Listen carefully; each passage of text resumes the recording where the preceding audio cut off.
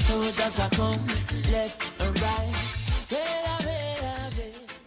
It's George Hanson, the Pope of Pugilism. I'm here with Dan Mullarkey at the Pennsylvania Golden Gloves. He's president of the PA Golden Gloves. How you doing, Dan? How you doing, George? Good to see you again. It's a pleasure to interview you, man. Thanks. Talk to me about your journey as a boxer. You started when you were 11 years old to be now president of the Pennsylvania Golden Gloves. Yeah, it's pretty humbling. It's exciting, you know. I said I come out to the gym when I was a kid, literally like 11 years old. You know, I came back and forth until I was in my teens, and then, you know, started boxing in my 20s and haven't left.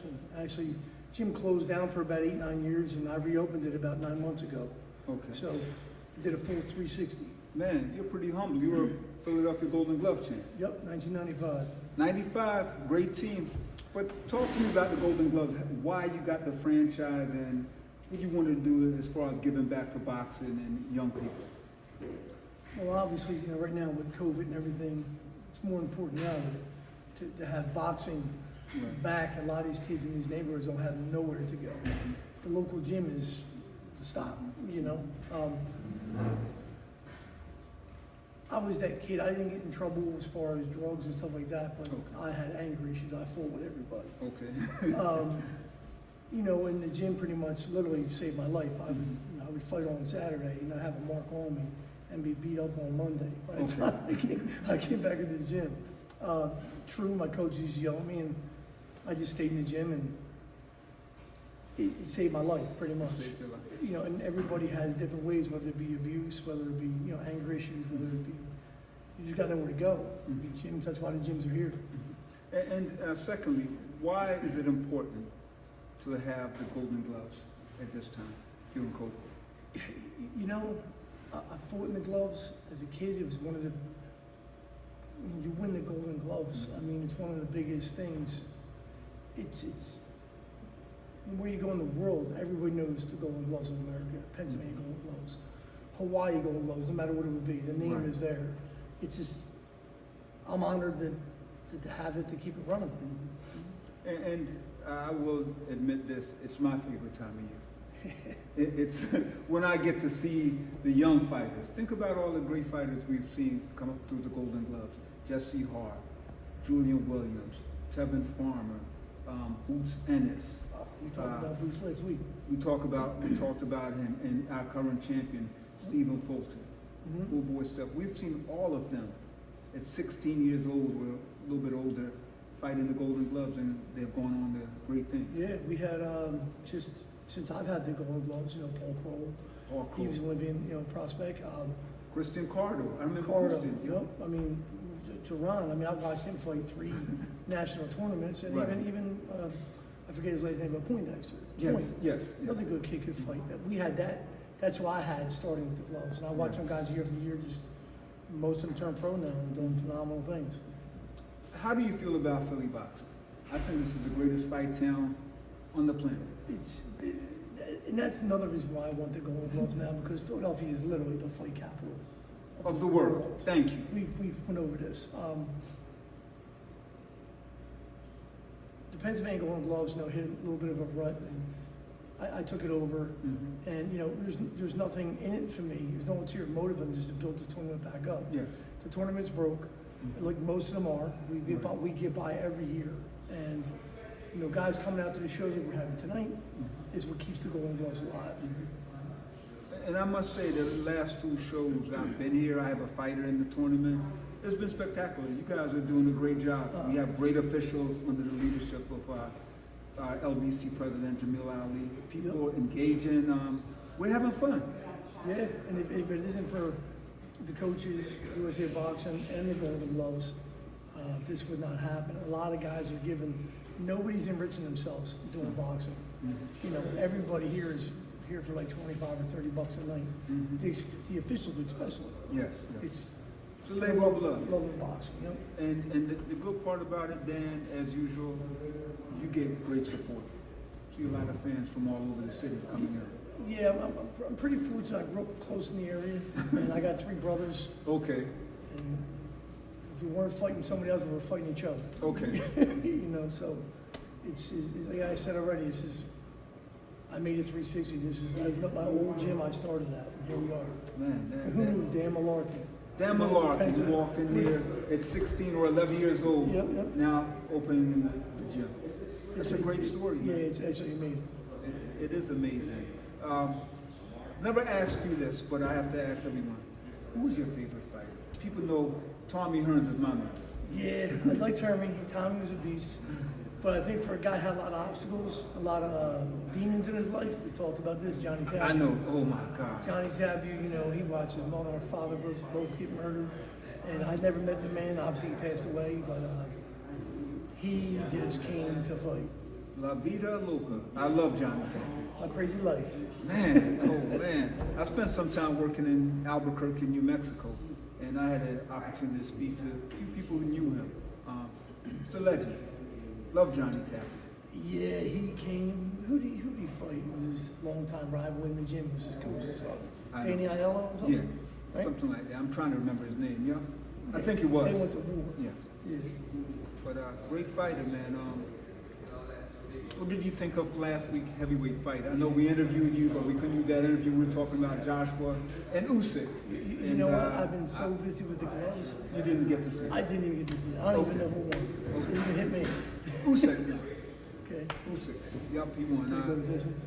It went the distance. Was it close? I fell asleep on the fight. He outboxed him with a jab, and Joshua seemed like his mind was elsewhere. That happens. Don't know what happened. You get content with winning. You need a big shot. Sometimes you need a push to wake up. I have to go on the record. I would fire everybody in this corner. Wow. He was behind, and there was no sense of urgency. Nobody pushed him. It's not like there was an Angelo Dundee screaming, "You're blowing it, kid, you're blowing." They just went ahead and like they were strolling through the park. Yeah, that's why you gotta have good coaches. Yes, you have to have coaches, motivators. Yep. But I tell you, it's a great thing. Who do you see as the face of boxing coming up out of Philly right now? I said it to you already. We talked, you know, and I keep going back. I like hearing it again. Yeah, Jerron, I mean, Boots is just a beast. Boots is a beast, a kick and fight. He's really going to be the next Melty Taylor, if not better. You know, Bernard, Meldred, all those guys wrap up together. Mm-hmm. The kid's just, and his father, Derek, you know, he's just a beast. He's a great guy, you know. I think for me, and I've been saying it, he's the best welterweight on the planet. He's definitely going to leave his mark. You know, it's one of those fighters. I love fighters that make you go, wow. You get my point? You look at Jerron Ennis and you go, wow, did he just do that? Yeah. You know, that wow factor. He definitely overcomes anybody comes at him with adversity. He overcomes it. He jumps right on him. He changes his fight, and that's the thing with him. He's good. You know, there's great fighters and there's good fighters. He's a great fighter. He adjusts it to every round. Exactly. Whether it be the 20th round or the first round, he'll adjust. Mm-hmm. And that's what makes a great fighter. And you know what's incredible, Dan? You and I, we have seen him grow up, but it's pretty hard to beat a guy who's been in the gym since he was 2. His fighter, the professional fighter, his trainer, 2 brothers that can fight. You know, it's pretty hard. It's like breathing now, boxing this thing. He wakes up every day and goes to work. Yeah. That's how you got to treat it. You want to go get the job. Where do you see boxing in Philadelphia? Let's go down 20, 30 years from now. We're going to have this many gyms, or even more. I would hope that we do. I think a lot of guys are losing, you know, it's a lot of expenses to the coaches, the people who run the gym. It's like I said, we don't enrich ourselves. There's a lot of hardships at any moment. Like for instance, out of buy canvas, costs $1,000 in the blink of an eye. Things break, bags break, people come in, they don't have the money to replace nothing. A lot of the coaches take a lot of the money, gym owners, out of their own pocket, and it's all year round, and it doesn't stop. Guy breaks his speed bag, they think it's funny. It costs you $70, you know. So to answer your question, that's the hardest thing, is to keep guys who are willing to keep giving and stay in the game. And this is a beautiful gym. Must Fight. Must Fight. Can we give the address to people so they know where to come? 7241 Westchester Pike, Upper Darby, PA. 1 block behind the firehouse. One block. 1 block right behind the firehouse. And phone number, if they want to call you? 267-205-2632. I want to get that on record before we play a word game here, Dan. Usually I throw out a word and you give me your first reaction. Benny Briscoe. You know, I don't know if I told you, but you know, my cousin Richie Bennett. The Bandit, Richie the Bandit Bennett. Fought Benny, and he beat him, but Benny was a little older in his life, you know what I mean? I'm not taking credit, but my cousin still fought Benny Briscoe, who was a beast. That was, Yes. you know, that's who, I think, that was Bernard's guy to go to in boxing as a kid, I think, if I'm correct by that. Benny's was strong. You know, guys like Benny, the guy would work all day in the gym. I mean, work all day on the back of a trash truck and be at Yes. the gym all night. Yes, You know, and he was before my time, so I didn't know him on a personal level. Knew of him, and I was a kid when they fought, you know. I met him once, and somehow I thought Benny Briscoe, as a kid, I thought he was going to be this giant person, and I couldn't believe it. Then he shook my hand. I've told this story many times. I didn't know whether to shake his hand. When I went home, I didn't want to wash the hand because I met Benny Briscoe. I had heard so much about him. Yeah. Another name, Terrible Tim Witherspoon. You know, Big Tim, yeah, he's a big man. I got some pictures. I used to spar with his nephew. Oh man. Yeah. You know, the gentleman, Chaz, you know. Chaz Yes. is a gentleman. He's coming to the gym when I was over in Chester. We got some rounds together here and there. Good guy. Both the gentleman and Terrible Tim. Tim would, you know, just make you like him. Yeah, he's a great guy. With these clubs. We all love Tim Witherspoon. Yeah, They good can't, man. man. Yeah, he's a gentleman, you know. I've said this many times. I believe he's a vampire because Tim's not aging. You're right about He's that. not aging. So Yeah. don't know what he's doing, but He does look the same. yes. Throw out a couple more names. Harold Johnson. You know, I'm gonna kill you. I don't even know how. Oh, a light heavyweight champ. Yeah, I know. Really? Okay. I'm going to stick to Jokes and Jeff Chandler. Chandler, I know Chandler. I don't know him well. Like I said, a lot of these guys are before my time. Yes. You know what I mean? So, you know, great fighter out of the area. You know, Great can't knock him. I mean, just the names in themselves, you know, they came Now, from I got some great gyms. I got to throw out one now. Mike Rossman, You know, light heavyweight champ. man, you're killing me. Oh, You my gotta God. you got to cut these big. Oh, we're not going to questions cut it out. We're going to give you current fighters now. Yeah. Tevin Farmer. Don't know much about him. Oh man, who else we got to throw out there? Oh, you got to. We might have to edit this. You got to go Sugar Ray Robinson. Sugar Ray Leonard. You got to go Jim Jeffries, Jack Johnson. Oh, yeah, you're old. Max Schmeling. You know, you got to go. Sugar Ray Leonard. Come on, that guy was a beast. And he didn't fight much neither. If you watch his record, he fought like once a year, once every year and a half. You know, Roberto Duran will tell you.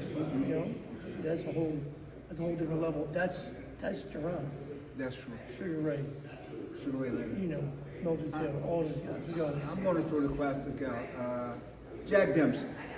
I'm not reading his book. Yeah, you know, they asked him when he was a kid. He was in the bar fighting for food. They said, "Why are you in the bar fighting for? You know, you're 15 years old. Why are you in the bar fighting grown men?" He said, "I'm hungry." And they said, "Everybody's hungry in sports." He goes, "No, I'm hungry. Nah. Jack Dempsey was something special. Hungry." He was something For money. special. He was something special. Sugar Ray Robinson. Yeah, that's the name in itself. That's the name. You know, didn't he do ballet or something real good? He did. He tapped in. Yep, He tapped in. knows what I'm saying. So now we're talking. Yes, now we talk. Question, if we had to make one big change in boxing, what would it be? Cell phones and social media. Okay. If you post anything on social media, it's the dumbest thing you can do. Social media is actually killing boxing. Okay. Kid gets up, sees a guy fight, sees him beat somebody new from the gym, I ain't fighting him. They call up at the last minute. I'm not showing. Social media, keep your stuff to yourself, like the old days, and just fight. Oh man, the fighters hear that? Stop posting your fights on social media. Maybe highlights now. Show a picture. Yes. Show a picture. You want to show videos. Stop posting it on Instagram, Snapchat, Facebook. Stop it. It's absolutely killing boxing. That's my opinion. And I got two guys in here shaking their head with me, so I guess we're ready. And what advice would you give as a coach, gym owner, former fighter, father, boxing aficionado? What's the biggest advice you would give to fighters who are watching this video? Be in the gym. Be in the gym. Don't miss days. Hours in the gym make fighters. Be in the gym. 5 and 6 days a week. If you're bored, come to the gym. If you got nothing to do, come to the gym. If you're tired, come to the gym. Okay, folks. There you have it. The man himself, Dan Mullarkey, president of the Pennsylvania Golden Gloves. Man has a great gym here, and he's doing a lot in the community for young people through boxing. Teaching discipline through boxing. Thank you, Dan. It's been a pleasure. He writing a job plan, but chronics can't do it alone. So I'm recruiting soldiers coming from near and far. I choose executing. Selassie I works and be Rastafari true. And them say, here comes trouble, here comes the danger. Sent by the Savior, welcome the Rasta youths. I'm on a start recruit soldiers for Selassie I army. Aye. Here comes trouble, here comes the danger. Welcome the